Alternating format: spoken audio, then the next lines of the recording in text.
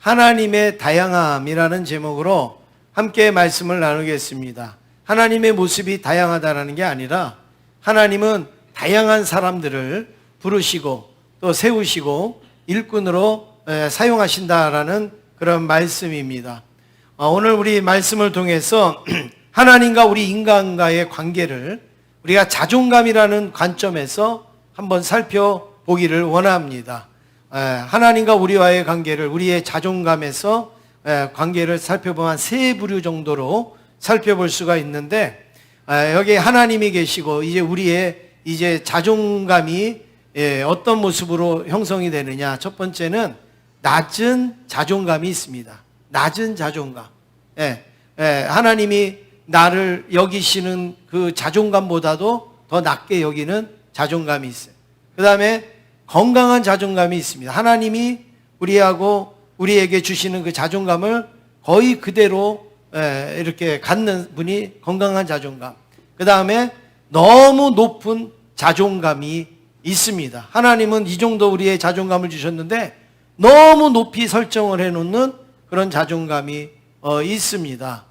그런데 이 자존감은 그냥 낮은 자존감 자체, 또 높은 자존감 자체가 하나님하고의 원만한 관계가 될 수가 없습니다. 우리의 신앙이 바른 신앙이 될 수가 없습니다. 왜냐하면 여러분 도표만 봐도 어떻게 돼 있어요?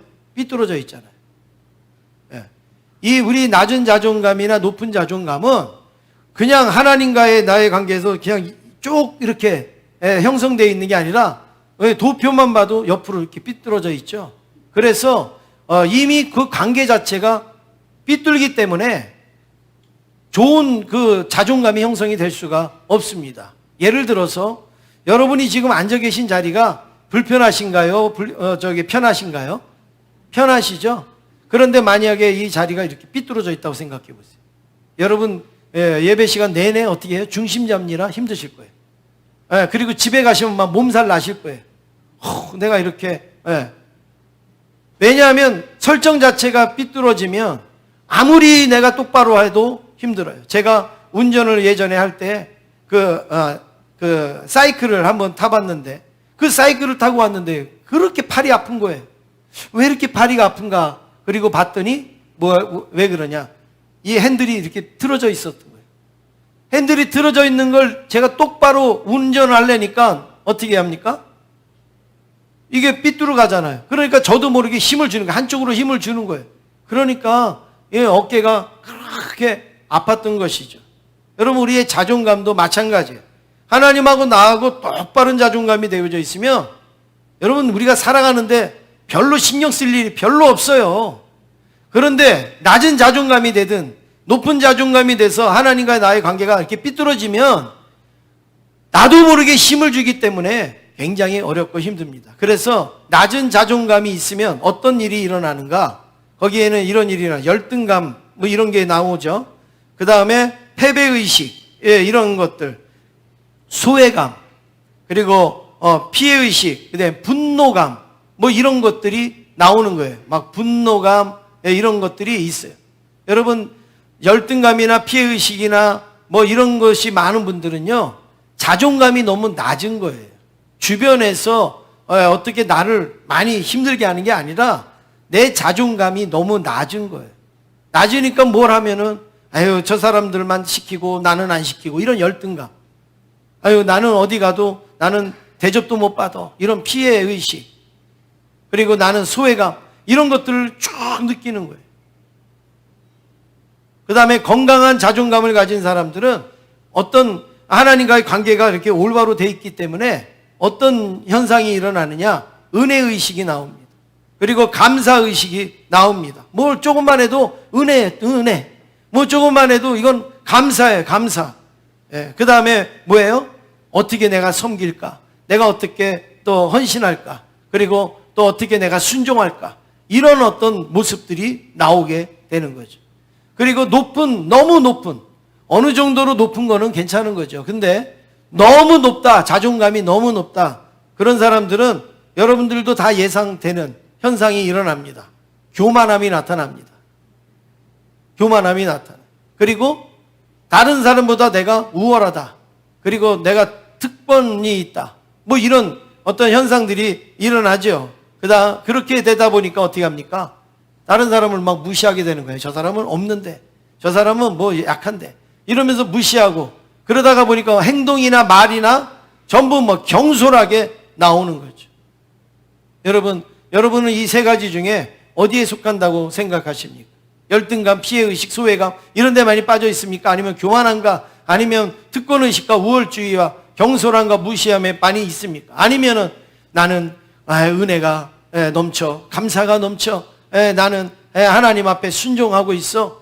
여러분 어떤 모습인가를 한번 우리가 가지시길 원합니다. 제가 왜 이 말씀을 이게 서두에 드렸는가 하면, 나에게 어떤 자존감이 있느냐에 따라서 하나님과의 관계가 굉장히 달라지기 때문에 그렇습니다. 그래서 여러분 건강한 자존감을 형성하실 수 있기를 주님의 이름으로 축원합니다. 여러분 교회 온다고 누가 뭐라고 그럽니까? 교회 온다고 뭐 어떻게 합니까? 아니잖아요. 근데 본인 혼자 자기의 자존감에 의하여서 상처도 받고 뭐 시험도 들고 이럴 일들이 굉장히 많이 있는 것이죠. 우리 옆에 있는 분하고 한번 인사하시겠습니다. 건강한 자존감이 있으시군요. 인사하시겠습니다. 시작. 네. 제가 왜 이 말씀을 드리는가 하면, 우리가 건강한 자존감을 가지면 좋은데, 살다가 보면 이렇게 낮은 자존감을 가진 사람도 있어요. 너무 높은 자존감을 가지신 분들도 있어요. 그러나 하나님은 어느 분이든지 다 때로는 사용하시고, 그리고 일꾼으로 삼아주시고, 그리고 또 일을 맡겨주시기도 하는 거예요. 하나님은 항상 건강한 자존감만 있는 사람만 내가 사용한다. 하나님은 그렇지 않아요. 때로는 약한 사람도, 때로는 부족한 사람도, 때로는 힘이 없는 사람도 하나님은 얼마든지 다양하게 우리를 사용하여 주신다라는 말씀입니다. 오늘 말씀에 보면 사사기인데, 이 사사기에는 사사들이 나라를 다스리고 통치를 합니다. 그런데 이 사사들이 몇 명 정도 나오는가? 12명 정도 나옵니다. 이스라엘에 12지파 있죠? 또 12제자가 있죠? 또 사사도 12사사입니다. 일부러 뭐 그렇게 맞추는 건 아니에요. 시대적으로 사사를 세우다가 보니까 지금 12명 정도 되었는데, 예수님의 제자들도 아주 다양하지 않습니까? 어부도 있고 세리도 있고 뭐 서기관도 있고 다양하잖아요. 그런데 이 사사들은 더 다양합니다. 사사들의 활동 영역은요 훨씬 더 다양합니다.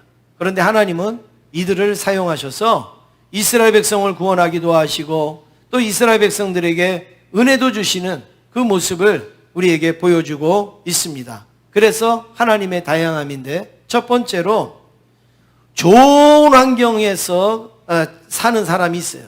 좋은 환경을 갖춘 사람. 환경이 아주 좋다 이거예요. 환경이.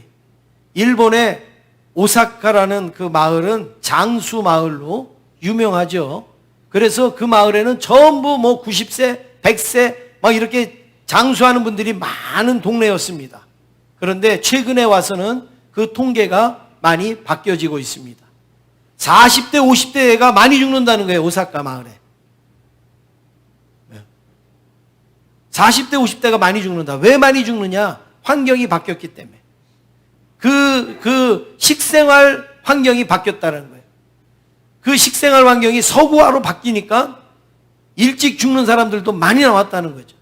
서구화 식생활이 무엇이냐면 뭐 피자, 햄버거, 뭐 어떤 이런 인스턴트, 이런 먹거리가 환경이 확 달라지니까 일찍 죽는 사람들이 많이 나왔다는 거예요. 환경이 이만큼 중요한 거예요. 환경이 좋으면 내가 장수할 수 있는 그런 여건도 되는데, 환경이 나쁘면 또 일찍 죽기도 하는 그런 상황이 생기는 거죠. 그래서 누구나가 전부 다 좋은 환경에서 살고 싶어요. 누구나가 좋은 환경에서 아이들 공부를 가르치고 싶어요. 좋은 환경에서 또 내가 그렇게 지내고 싶어요. 그런데 오늘 본문에 그런 좋은 환경에서 사사가 된 사람이 나옵니다. 바로 오늘 우리가 3장 처음부터 마지막 절까지 보실 텐데, 그 사사가 누구냐? 아주 좋은 환경에 있던 사사는 바로 온니엘입니다. 온니엘. 이 온니엘이라는 사사는 갈렙의 조카입니다.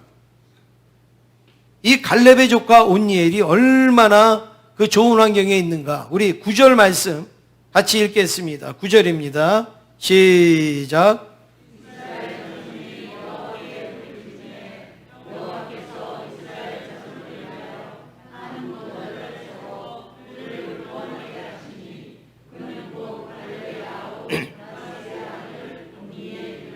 예.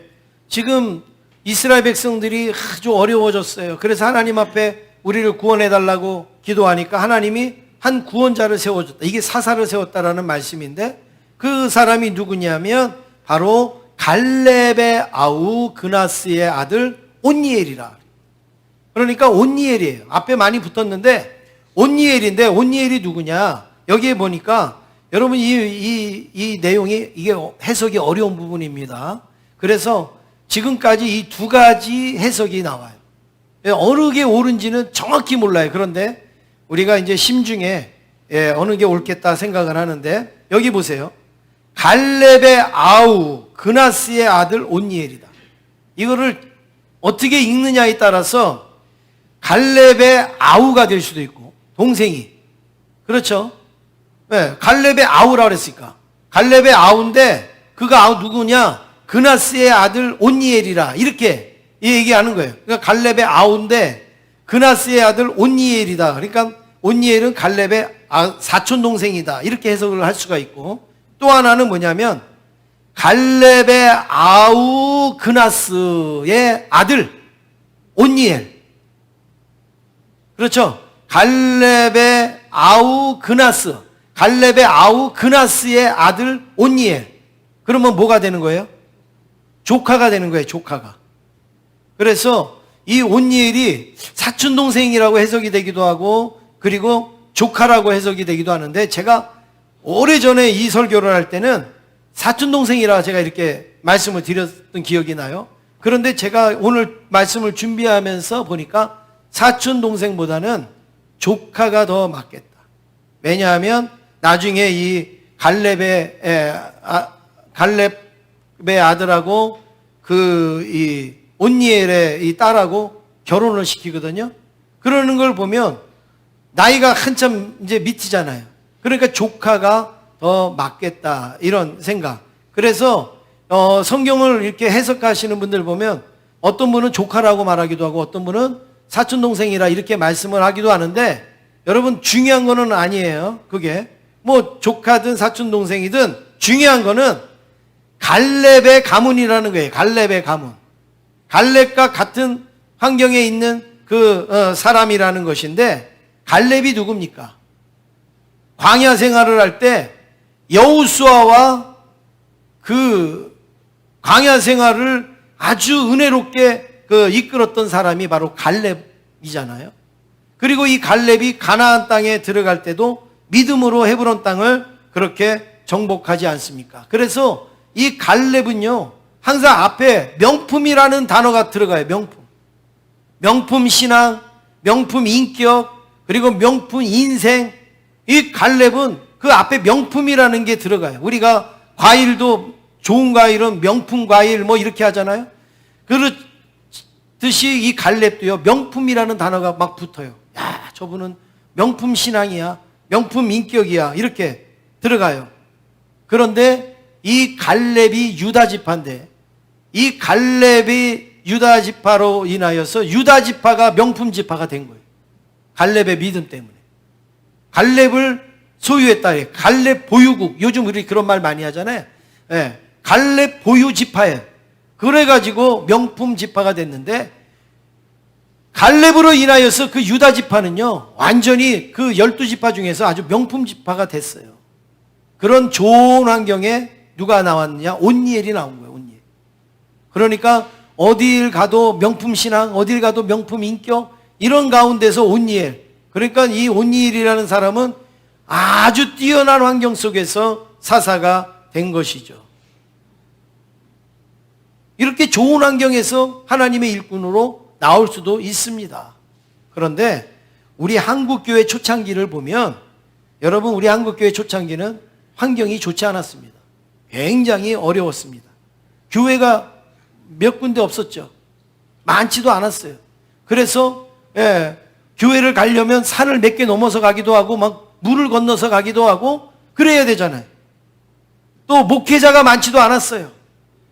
그래갖고 어느 목사님은 그냥 이번 주에는 여기 가서 설교하고 다음 주에는 저기 가서 설교하고 그 다음 주에는 저기 가서 설교하고 뭐 이러셨단 말이에요. 그리고 어디서 유명한 부흥 강사님 오신다 그러면은 그냥 이 동네에서도 오고 저 동네에서도 오고 막 모여가지고 막 이 앞에까지 막 차가지고 예배를 드리고 집회를 하고 그러지 않았습니까? 시설도 안 좋았죠. 뭐 막 마루 있고 저만 해도 그 중학교 때 교회에서 철야기도 하고 잘라 그러면 그 이불이 온 지도가 다 그려져 있는 이불이었어요. 쥐 오줌으로. 이불 들 때도 잘 들어야지. 이렇게 들면은 우두두두두 떨어져요. 뭐가요? 쥐똥이. 그거 덮고요. 그리고도 잤어요. 그렇게 하면서도 기도를 했단 말이에요. 그것뿐만입니까? 집에 가면요, 전부 핍박자고 전부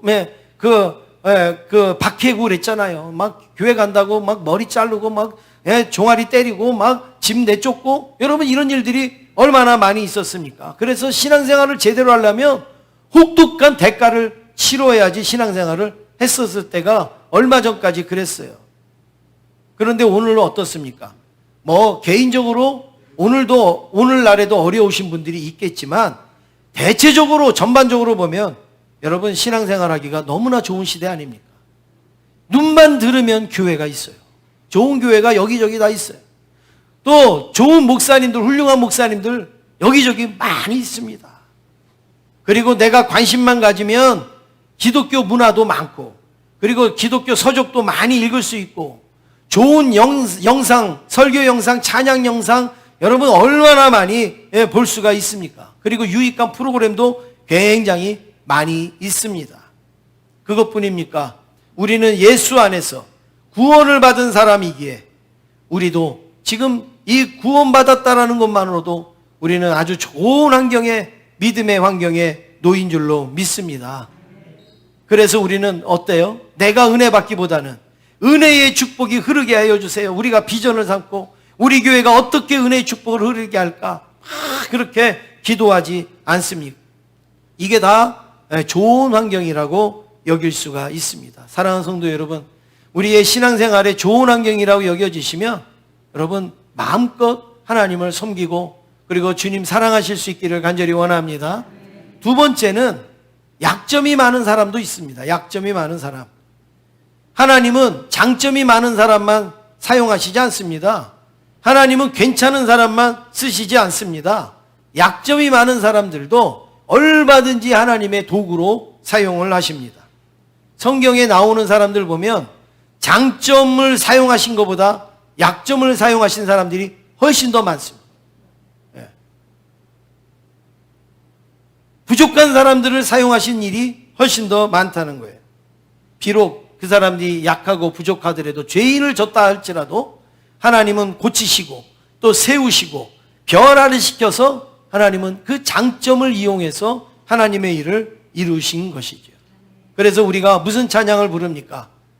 약한 나로 강하게, 가난한 날 부하게, 눈먼 날 볼 수 있게 주 내게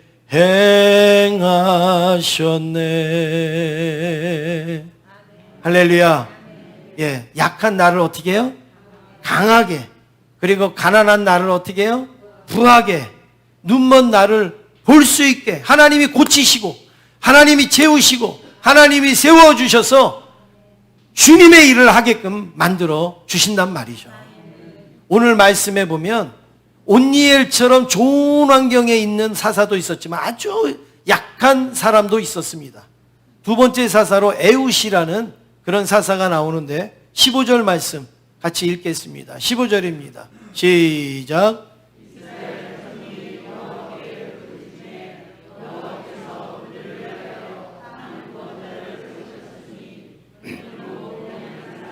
게라의 아들 왼손잡이 에웃이라. 이스라엘 자손이 그를 통하여 모압 왕 에글론에게 공물을 바칠 때에, 지금 여기에 또 이스라엘 백성들이 18년 동안, 또 이제 에웃 이후에 18년 동안 모압 왕 이 에글론한테 아주 고통을 당하는 거예요. 맨날 농사 지으면 추수하면 그거 걷어다가 누구 갖다 줘야 돼요? 에글론 왕에게 갖다 줘야 돼요. 조공을 바쳐야 돼요. 조공을. 얼마나 속상합니까? 얼마나 힘듭니까? 그래서 이스라엘 백성들이 하나님 앞에 막 부르짖은 거예요. 하나님, 우리 환경을 좀 바꿔주세요. 우리를 구원해 주세요. 그래서 하나님이 구원자를 세워주셨어요. 사사를. 그게 누구냐? 에웃이라는 그런 사람입니다. 에웃. 그런데 에웃을 말할 때 뭐라고 얘기했느냐?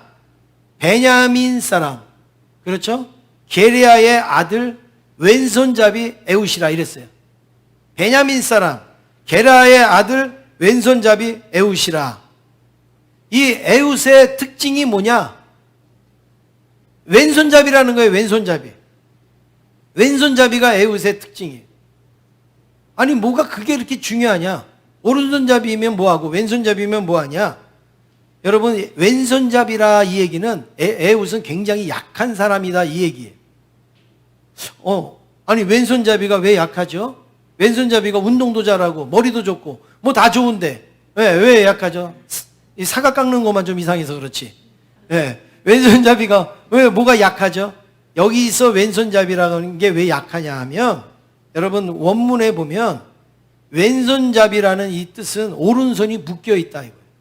오른손이 부자연스럽다. 오른손을 내 마음대로 쓰지 못한다. 불편하다. 장애를 갖고 있다. 이런 의미예요. 그래서 어쩔 수 없이 어느 손을 써야 돼요? 왼손을 써야 되는 거. 이게 왼손잡이라는 거예요. 그냥 오른손잡이냐 왼손잡이냐 그거는 쓸 이유도 없어요. 근데 여기에서 왼손잡이라 이 얘기는 오른손이 부자연스러운 사람, 오른손을 마음껏 쓰지 못하는 사람, 뭐 이렇게 이야기를 하는 거죠. 그러니 여러분, 오른손이 부자연스러운 사람은 강합니까? 약한 사람이죠. 어려운 사람이죠. 힘든 사람이죠. 내 팔을 내 마음대로 사용하지 못하는 게 얼마나 어렵습니까? 그런데 바로 이 에웃이 오른손을 잘 사용하지 못하는 사람. 그러니까 왼손을 쓸 수밖에 없는 사람. 그런데 더 여러분 그 놀라운 것은 베냐민 지파라고 그랬어요. 베냐민 지파. 베냐민 지파는 어떤 사람이냐? 바로 이거예요. 오른손의 용사들이라는 별명이 있어요. 베냐민은 오른손의 용사들. 아주 전쟁이나 싸움이나 이런데 능한 사람이에요. 그래갖고 이 오른손의 용사들이라는 이런 별명을 가진 베냐민 사람들이. 그런데 에웃은 그 오른손이 능한 베냐민 지파들 중에 오른손을 못 쓰는 사람, 왼손만 쓸 수 있는 사람. 얼마나 약합니까? 얼마나 부족합니까? 바로 이 사람이 그 에웃인데, 이 에웃을 사사로 써가지고, 아니 오른손을 잘 써도 이 에글론을 물리칠까 말까 할 텐데 오른손을 잘 못 쓰는데 어떻게 이 에웃을 그 에글론을 그렇게 상대할 수가 있겠습니까? 근데 하나님은 이런 에웃을 통해서 에글론을 죽입니다. 우리 16절 말씀 함께 읽겠습니다. 16절입니다. 시작.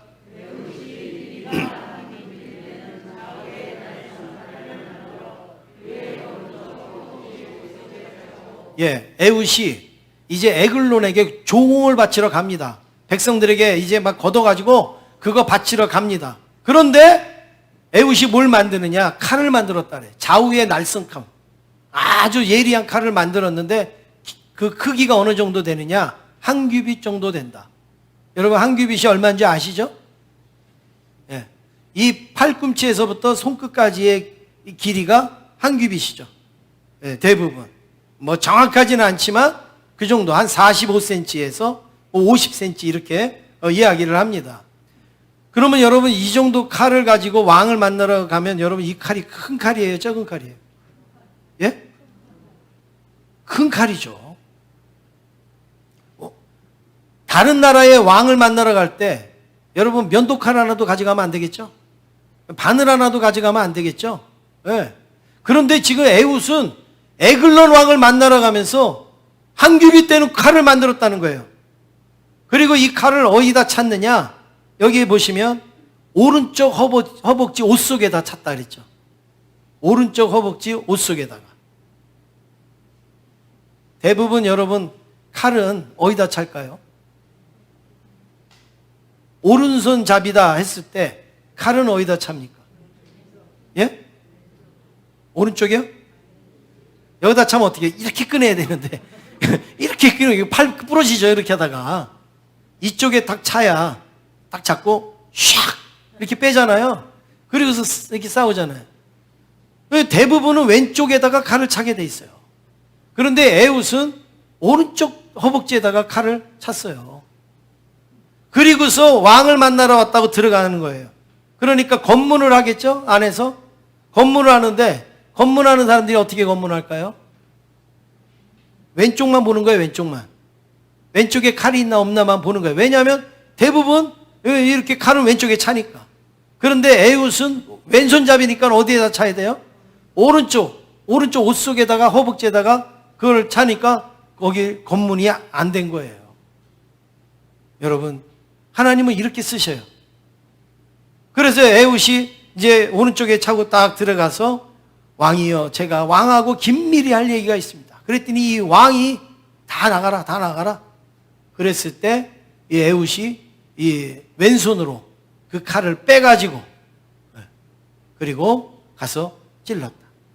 그러면 여러분, 다른 왕을 만날 때도 나는 오른손잡인데 이 칼을 감추기 위해서 오른쪽 다리에다가 차고 들어가서 그럼 그렇게 죽이면 되겠네? 여러분, 왼손 안 쓰던 사람이 이거 잡지도 못해요. 그냥 이거 몇 번 이렇게 헛손질하다가 잡혀서 죽겠죠.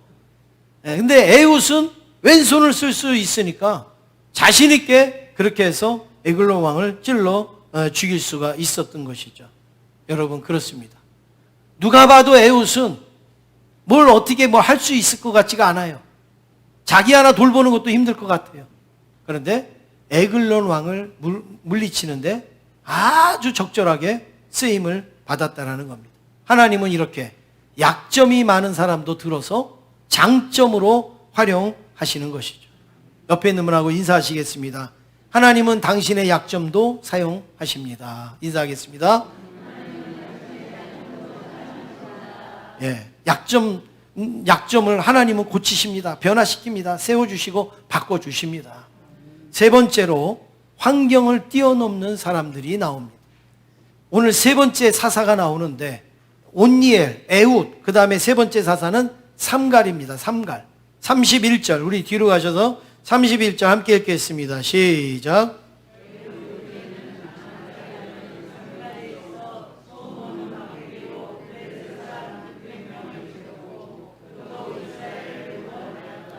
예, 에훗 이후에 또 세 번째 사사를 하나님이 세웠는데 그게 누구냐? 삼갈이다. 삼갈.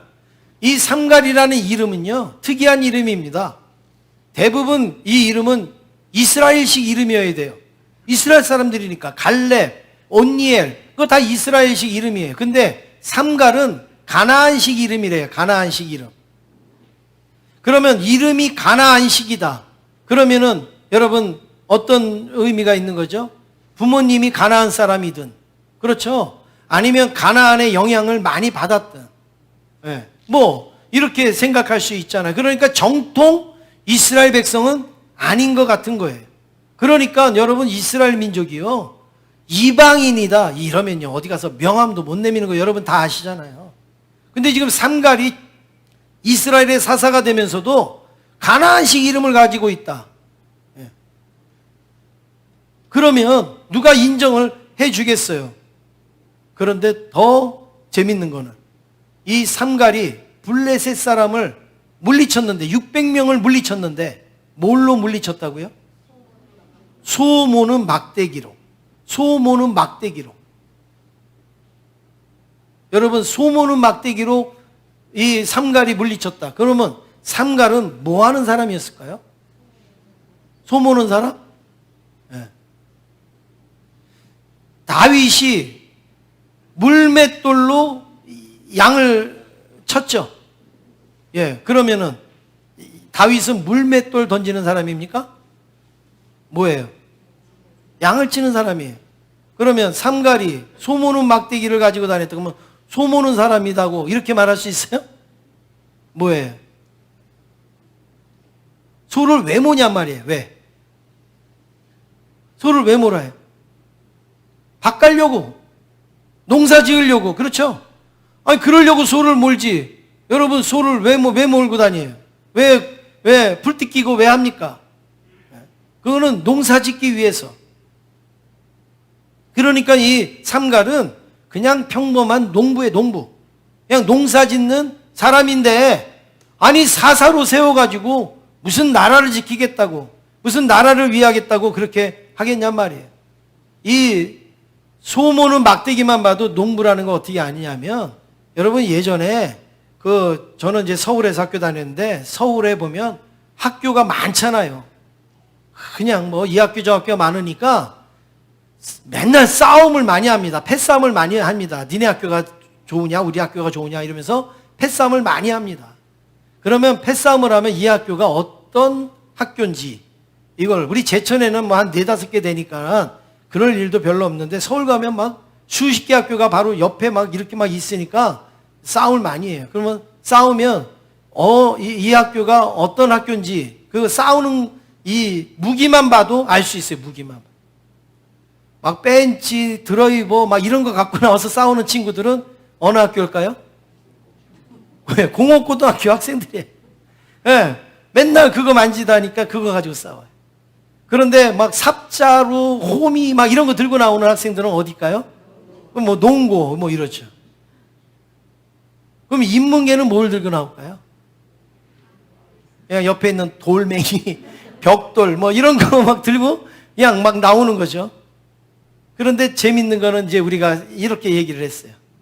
그러면 상고는 뭘 들고 나올까? 상고는 뭐 들고 올까요? 아마 주판 들고 나올 거야. 뭐 그때 그런 이야기를 한 적이 있어요. 사람이 뭐를 들고 있느냐, 그게 자기의 직업과 자기의 어떤 생활을 이야기하는데, 지금 이 삼갈은 소 모는 막대기로 바로 그렇게 했다. 그것은 농부의 농부. 네. 여러분, 농부가 무슨 나라를 지키고 농부가 무슨 블레셋을 이길 수 있겠어요? 그런데 하나님은 바로 그런 농부 삼갈을 통하여서 블레셋을 물리쳤습니다. 때로는 사람들은 환경을 많이 봅니다. 사람들은 환경에 예민합니다. 주변을 탓합니다. 나는 내 환경이 안 좋아서 그래. 내 주변이 안 좋아서 그래. 그렇게 말하지만 하나님은 뭐예요? 환경보다 그 사람에 집중을 하십니다. 그 환경보다 그 환경을 뛰어넘는 그 사람을 하나님은 주목을 하십니다. 환경에 투덜대는 사람을 하나님은 쓰시는 적이 없어요. 그러나 환경을 이기고 극복하고 초월하는 사람은 하나님은 얼마든지 사용하신다라는 것이죠. 예전에 우리 학생들이 집에 단칸방밖에 없을 때 우리 아이들이 뭐라고 그랬습니까? 너 공부 좀 해. 왜 공부를 이렇게 못해? 내 방이 없어서 공부 못해요. 여기 가족들이 다 맨날 모여서 이러고 TV 보고 이러는데 내가 어떻게 공부를 해요? 내 방이 없어요. 그러니까 엄마 아빠가 열심히 일해갖고 방 2칸짜리 집을 가져. 그래갖고 야 이거 네 방이야. 그러니까 너 공부 열심히 해. 알았지? 그 아이가 들어가서 공부합니다. 며칠 동안 공부 열심히 할까요?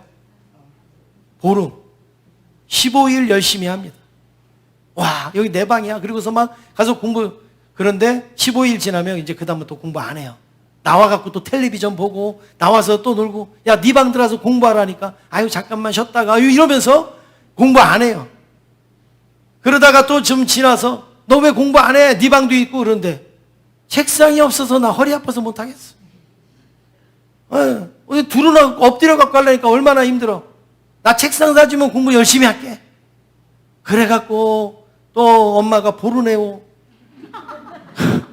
또 그거 안 되면 삼익 동서 가고 막 이런 아니면 시장표 해갖고 책상을 탁 사갖고 야 방에다 들여주고 너 여기 책상 잡아서 열심히 공부해. 그러면 그 아이는 며칠 동안 열심히 할까요? 보름 동안 열심히 하는 척해. 근데 그다음부터는 안 해요. 막 그 위에 또 뭐 막 지저분한 거 올려놓고 막 이러고 공부도 안 해요. 야, 너 책상 사달라 해서 책상 사줬는데 왜 공부 안 해? 그러면 이 아이가 뭐라고 얘기해요? 다른 애들은 다 독서실 가서 공부하는데 나는 집에서 이렇게 하면 졸리기도 하고 뭐도 하고 그러니까 나 독서실 보내달라.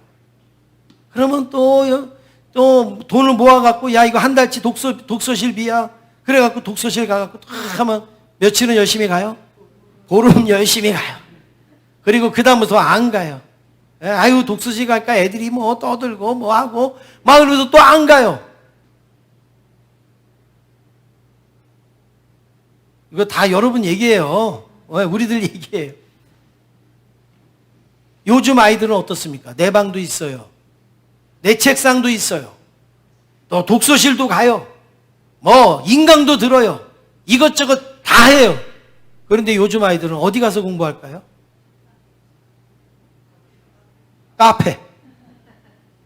카페 가고 커피 한 잔 시켜놓고 거기 가서 공부한대요. 이 사람 들어오면 이 사람 쳐다보고 저 사람 들어오면 저 사람 쳐다보고 그러면서 그게 공부 제일 잘 된대요. 여러분 전부 제가 하는 말이 뭐예요? 자기가 열심히 해야지 잘하는 거죠. 환경이 된다고 잘하는 게 아니에요. 예? 환경 나빠도 잘할 사람은 잘하고요. 환경 아무리 좋아도 안 하면은 안 되는 거 아니겠어요. 우리 신앙생활도 그렇습니다. 환경이 나를 만드는 게 아니라 내가 환경을 만들어가는 길이에요. 여러분 높은 산에 길이 있어요. 길이 있어서 올라갑니까? 사람들이 올라가서 길이 생긴 겁니까? 사람들이 올라가서 길이 생긴 거예요. 환경이 주어져서 가는 게 아니에요.